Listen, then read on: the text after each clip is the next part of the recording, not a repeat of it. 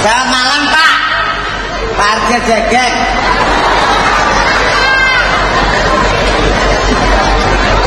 Kowe aja katik kakean ngomong. Lah terus apa wis bener lehmu kerja? Heh? Kowe nyambut gawe melu aku ki sing tak bayar tenagamu. Oke. Lah kok kowe gauce ngomong sak karepmu dhewe. Nyambut gawe iki kudune ditata sing apik. Muga-muga kalu rokoke. Ngerokok apa tabuh kentongan? Iya nek kowe wong melarat rokokmu cilik, lah wong aku wong sugih arep aku ngrokok tabuh kentongan, aku arep ngrokok klobot, aku arep ngrokok apa? Kuwi ra urusanku, Dul. Oh iya, anu nyok. Maju. Makan, kejaguan kowe. Mboten. Kowe ngerti kene tak dadekke pembantu. Pembantu? Apa tugasé pembantu? Membantu bapak yang sedang sibuk. Gene kowe roh, ya roh nurun. Maaf, Pak. Ayo kok ngono balik rolek. Aku ra wis ngomong. Wis pirang-pirang dina iki antarane keluarga kene iki kurang pati seneng. Mergo babakane ngono. Aku wis ngomong kudu manut karo aku aja nganti kowe sing ujug-ujugi. Iki ditata sing apik menawa enek tamu rene. Pamane TV aja dikek kono. Kowe ora apik. Nek kowe tak tutur ora kenek terus karepmu piye? Anggitmu kowe apa? Ya ngapunten, gajimu wis tak undane. Kowe ora apa? Kebakaran. Pengen ngerokok. Nuwun sewu, Raden Mas Kirun. Kula nyuwun rokok. Loh, jadi kasih ihi. Modern. Nyuwun modern. Enggak. Raden Mas Kirun. Kula nyuwun rokokipun. Ihi. Kowe njaluk rokok. Nggih, entek. Kere. Nah, pengen ngerokok cerutu? Nggih. Kowe nek ngerokok cerutu belanjamu piro? Ngomong kowe melu aku piro? 150.000 cukup ora? Mboten. Ora cukup? Mboten. Keluargamu, anakmu? Nggih. 150 gak cukup? Mboten. Mulai sesuk gajimu saya naikkan 1,5 juta. Alhamdulillah. Umum ora? Mboten umum. Pancet 150. Oh alah aku muni umum. Nah, nek pengen ngerokok disedot. Terima kasih. Mbakune cocok kuwi karo kowe. Mestine mbakune karo lungguh. Asal niki. Siapa? Kula. Kowe lungguh nang kono gatel bokongmu. Isor. Mosok ngisor kursi kon lungguh. Ya ora apa-apa, ora tak beda-bedake. Nggih nuwun sewu. Aja 1.500 ya. Wis 1.000. Rokok cocok ora? Mbakku kon ditonon ora cocok. Kuwi lho kulon-kulon didumpil ki lho pasarane lho kok ana. Kok nek kajang kok rimbang kuwi sing enak. Ki opo iki mbakku kok ora cocok blas. Nek ngono kok ning ndi taron kira kowe ngomong karo sapa? Kali Raden Mas Haji Muhammad Sakidul. Sakidul. Nah, pas jipo. Apa yang biu? Lama. Arep piye tetep tak ingu wong jenenge. Ngapunten tase. Aduh, nek bapak aku rawuh wis kaya ngene iki, biasane ki aku ki ngagem ngene iki mesti nggawa tas. Kuwi sing gawa apa? Oh alah. Wong tas kok iso nggawa sak karepe dhewe. Dilebokke. Nggih. barang-barang berharga kuwi ngapunten. Ngati-ngati mliwati jaran neh pemothok sirahe.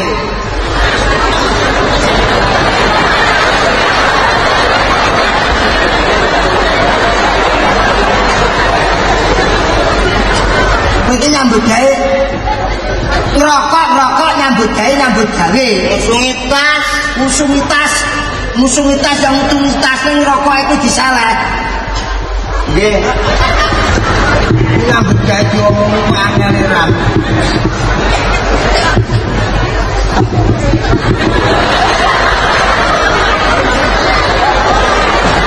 tas iki piro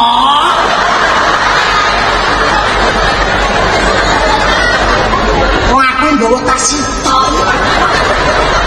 kok isih akeh mosok tas anak nggon kata-kata to nek beto kata-kata bocah iki caidan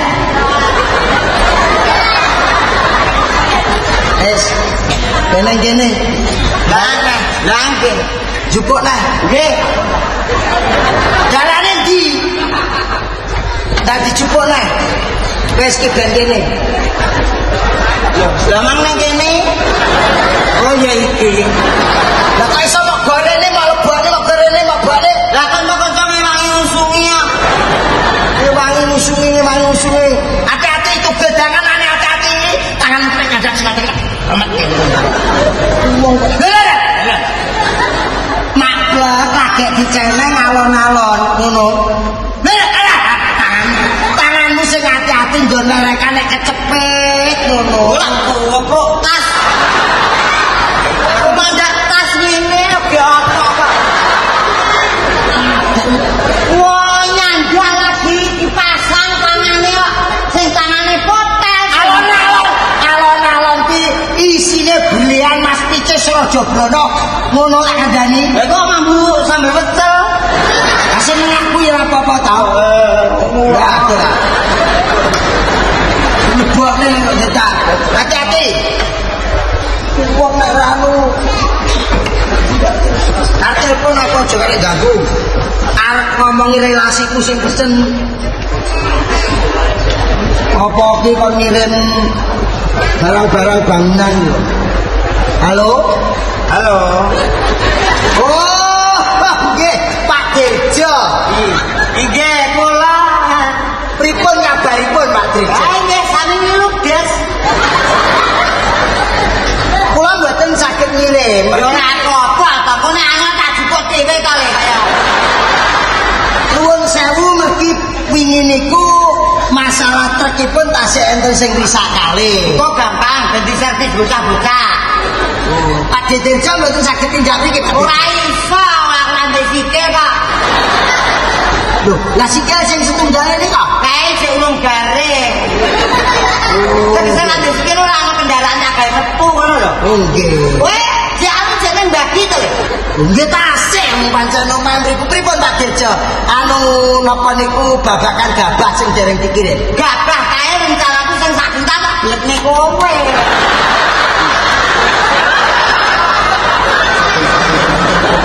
wah aku ketelepon ya dadak kowe merongos kanggo kuwi lah sawangane kono nyekel kene ora nyekel kono ora nyekel ngejak guyon juragan mboten kowe ngerti nek aku kabeh gawe mboten sedina maneh nggih kudu ngopo kene tak jak rembukan mah kok mbok nodai ya potonganmu rupamu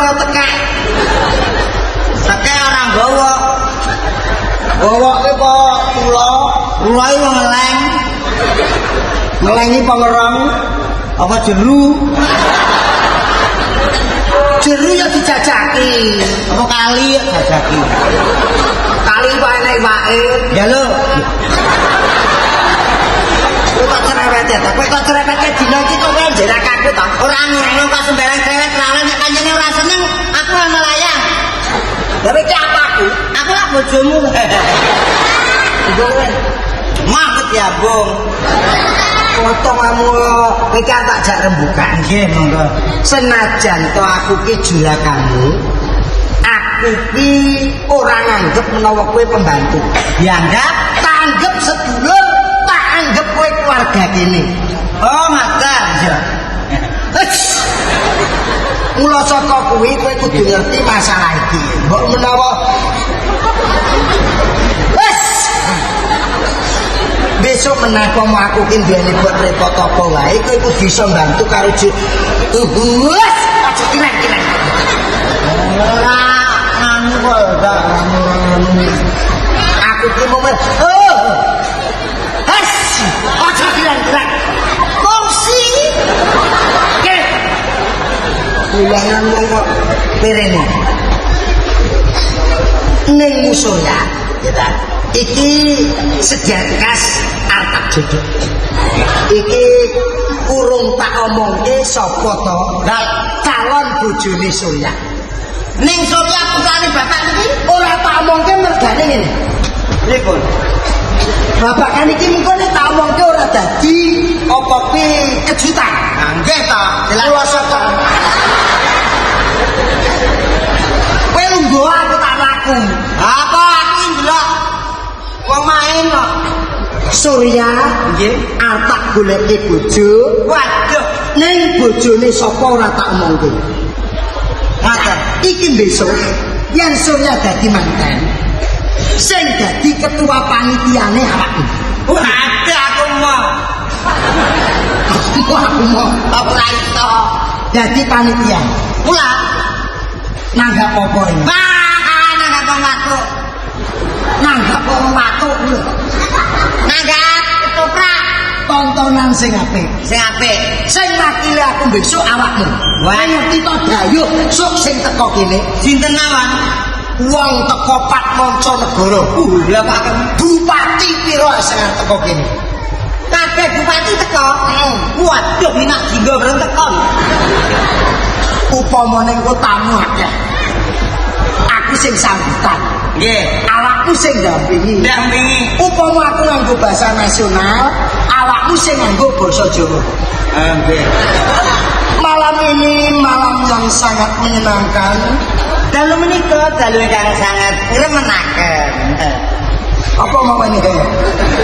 Untuk itu, kula saking menika kami sekeluarga kita keluarga akan menyediakan hadiah buat bapak-bapak dan ibu-ibu.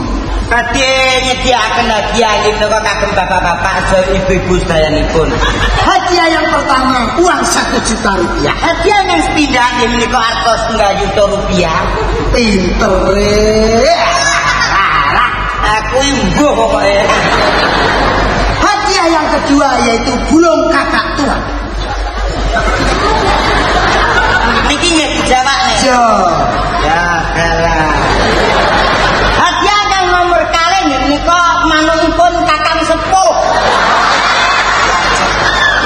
Wajar. Lawang kono anggere jeplak. Hadiah yang kedua burung kakak tua. Lah, burung itu napa? Manuk. Kakak tua, sepuh. Burung kakak tua. Ya. Dan hadiah yang ketiga, hadiah yang nomor 3, burung puyuh. Hadiah yang nomor 3 yang menikah manuk anyang-anyangan. Kurang ajar. Itu apa? Burung apa? Manuk. Anak kepuyuh-puyuh. Ya, bener kowe timbang wong edan. Good night ladies and gentlemen. Selamat malam tuan-tuan dan nyonya-nyonya. My father, bapak kami. My mother, ibu kami. My brother, kakak kami. My sister, bayu kami. And my Muna, and my Saro. Iki kok tamune piye? My Muna ada di undangan, my Saro juga jadi pembantu. Oh ngono. Iya lele. Ngomong asal kali bapak. Ya lele. Kok pinter bahasa Arab. Tangan musranan. Ngerti deh, ngomong Maisarah Paseh. Paseh lah, keluarga saya kan ada di Arab Saudi. Saudi Arabia. Ya, tapi namanya Saidi. Oh iya.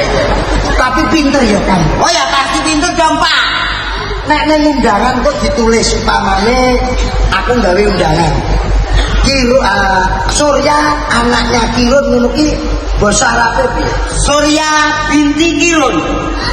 Oh, wedok Binti. nek lanang bin. Badio Kirun anaknya Pak Slamet. Kirun bin Slamet. Narto anaknya Pak Kromo. Narto bin Kromo. Ngono. Nggih. Badio anaknya Pak Atan. Bagyo binatang.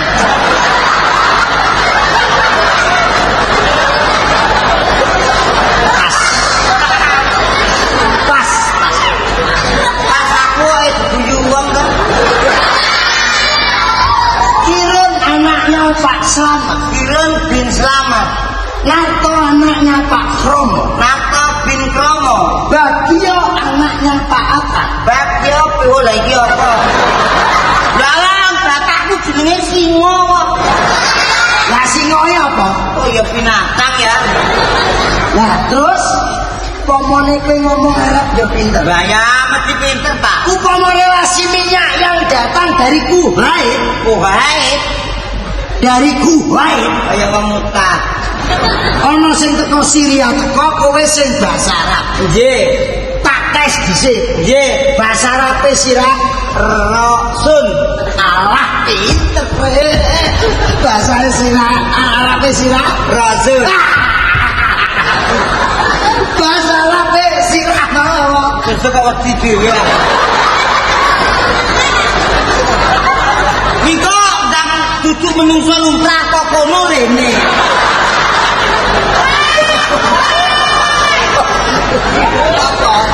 Kok saking seneng. Bar ngomong aku Orang gembira, orang senang itu ekspresinya macam-macam. ya masih senang Ada yang hanya ketawa. Ono sing piye? Ono sing iya yang ngono ya. Ah, sing yang ketawa saking senengnya aduh masa iya. Seneng ngono. Nggih. Lah sarape sirah mau Rasul. rambut Sahrun. arah tentak rambut Sahrun.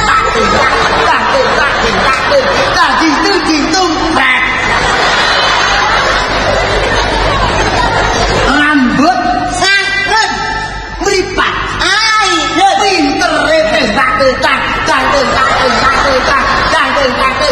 pinter jintung lah nek sekolahan Madrasah. pinter lah kuwi sing tak jaluk sing gamel iki sapa sing nak kuwi sapa Ora ta. ora ana sing gamel nek sekolahan Madrasah. penggaris Meskoratun. lah nek lapangan lombok Alun-alun. omahe sepur Stasiun. lemari Lemantul. pari Pantun. keneri Pijet Mbahun. Mbahun. cak biyen Boten. ngerti kowe kudu iso ngomong ibumu Ngomong ibuku mati kok bisa. bojoku Oh, bojoku. kowe kudu iso ngomongi ibumu Lah ya ibuku sanu suwe kok. bojoku Oh, bojomu. ayo Lah iya to, Le. kowe ngomong karo sapa itu Haha, kalian tole kirun. aku tuh juga kabeh Nggih, nggih. biyen kanca Kanca. tapi saiki aku wis munggah derajat tur aku ya ora lali karo kowe Nggih. kowe ya tetep tak jak mukti Nggih. ngomong karo aku sing genah Nggih, nggih. Soale wong karo wong budek kok. coba masak gudeg Lah, masak budek. iki seneng aku Nggih. gudeg anget segone putih weni sambel terasi sik nikmat Oh, lho kupinge remuk. iki aku arep digawe Nggih. aja nganti ibumu ngerti sapa to sejatine Nggih. tamu monggo Jauh. nggih radi mriki Mas nuwun sewu dalemipun pundi kok jasipun kok ngluntung kula bendake. Nembe iki mau mandhap saking Unji. mau supir kula lagi Oh, mersi ingkang parkir wonten ngajeng nika. sanes tunggalipun. Kunci. Tunggalipun. Saking pundi? Saking Surabaya. Surabaya. Surabayane pundi? Anu Sidoarjo. Berarti niku caket kalian kriyan napa niku? Piyambakan. Kali sopir.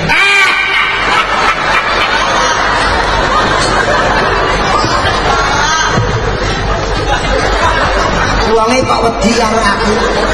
Mas. Enten napa? Napa kuncine keri? Boten panjenengan.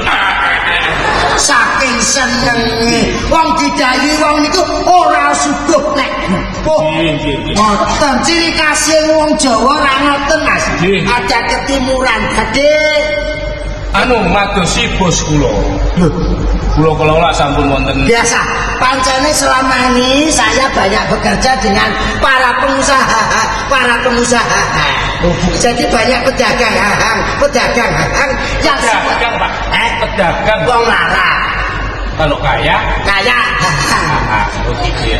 Gini loh Pak, saya tadi yang Nggih, saya betul. di tempatnya vilanya tidak ada, di vilanya tidak ada, di rumah pun tidak ada. di rumah juga nggak ada. Katanya ke tempatnya Pak Dirun. Pak Dirun itu siapa Pak? Pak Dirun saya Mas. Bapak. Ya. Iya, Di depan nggak lihat foto saya. itu udah ada foto Pak. Sing melek mau. Ya itu adanya itu anjing, fotonya anjing gitu Pak. Nah, aku Jadi- persis ngono. Niku pas ada anjing gitu. Oh, Saya ya katanya itu ya Pak ya. boten. Katanya itu di sini. Sinten? Itu loh Pak. Pak Bagio bos, Pak Bagio. Bos saya itu Pak. Apa Pak? Soalnya ini penting sekali kan. Di sini ini ada Iya, orang yang namanya siapa? Pak Bagio. Bagio itu bukan juragan. Juragan Pak. Itu pembantu saya. Maaf loh ya, orangnya gimana? Pendek, Pendek, hitam, kulitnya agak tebal. mosok itu juragan sampean. Sampai kok buatan percaya niku beribu. Kirian dek procolok dek. Oke, oke. Dang, jalan dang. Dang, Apa no? jalan dang kene kuno. Anak wong golek itu. Bapak. Piye-piye mah gak apa-apa kan? Enggak, boten Pak. Kalau keluar sampun suwan dateng dalam boten wonten Bapak. Ya. Dateng bilang gitu wonten. Apunten lho Pak. Jadi bilang boten wonten sing wonten piantun anu ngoten. Anu Pak Bagio sekarang udah tempatnya Kirun. Kok ngaten aja kula suwan mriki kalau Pak. Aku kan sudah ngomong sama ibumu di rumah. Tolong nanti kalau menyairkan uang, nanti kartunya ada di dalam itu di laci. Ibu udah bilang Pak. Iki pangkatnya. Ibu udah bilang tadi tidak bilang. Bahkan terus saya kesini juga mau minta tanda tangannya berapa. Kemarin tanggal 16 sebetulnya saya sudah menghadap Pak Menteri. Mohon izin. Iki pangkatnya. Ya karena itu Pak, soalnya saya akan datang Iya, ini. Ya, ya. sangat punten lho Pak. Orang apa? Permisi yang dicari. Ya ini bapak saya. Ini Bos itu. bos piye? Itu bos saya Pak. Iki bosku. Loh. Ini. Iya ya. Yang aku pembantu kui. Ini bos saya Pak. Bos itu loh nih Bu. Bosnya piye kok nyairke uang? Berarti lah wonten anu Ibu kalau betah anu ato badhe pun caraken mboten wonten kartu niku. Sampai dicairnya butuh duit.